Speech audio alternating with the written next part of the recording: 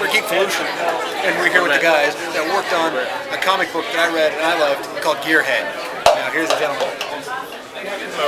What are your names, gentlemen? I am Kevin Mellon. I am Dennis Hopeless. Fantastic. Alrighty. Now, can you tell us a little bit about some of the work that you've done in the past? Well, we did Gearhead.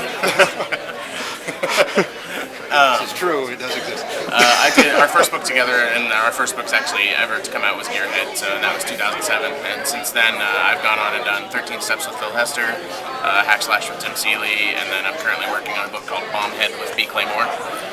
And there's been other things, but that's generally it. And we've got another book called Love Struck that's supposed to come out in September.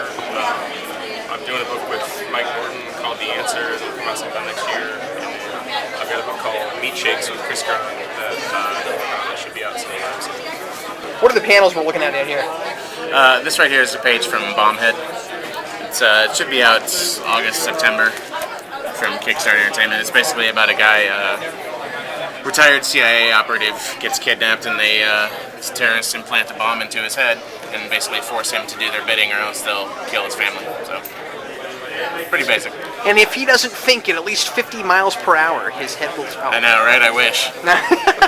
I wish his head was actually a bomb. I know, right? My picture like a can't get rid of the bomb 60s Batman thing on his head with a fuse that's really long. Sometimes you just can't get rid of your own head, but it's a bomb.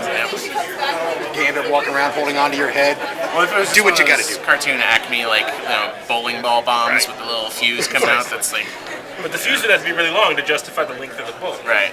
So you'd see the fuse going off every page. And then the last page. I think we've suddenly come up with a better book. Like that's. Have you guys dabbled at all in doing any superhero, or are you strictly other things?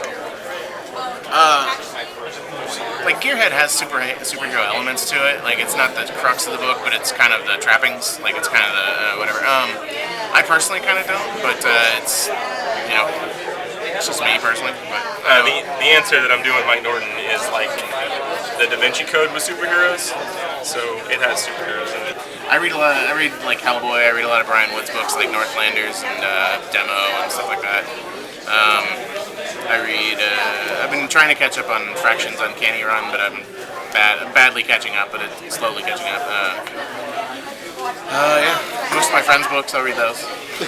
So. You guys read a lot of independent webcomics and stuff like that, or?